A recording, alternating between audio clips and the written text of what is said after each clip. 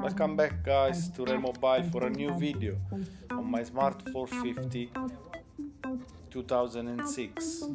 Today we are going to replace a map sensor which I purchased from eBay for £18. After I had the dash light, you know, the yellow one with the triangle, and I scanned it with the error code reading. It was giving me an error P2039, which is related to the map sensor. After I replace it, I mean, the car was already driving, looks like normal, but after replacing the map sensor, the car is driving and is changing gear very smooth. Thank you for watching and enjoy the video.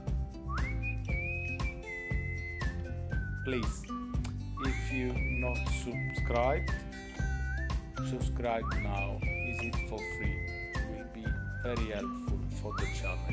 Thank you.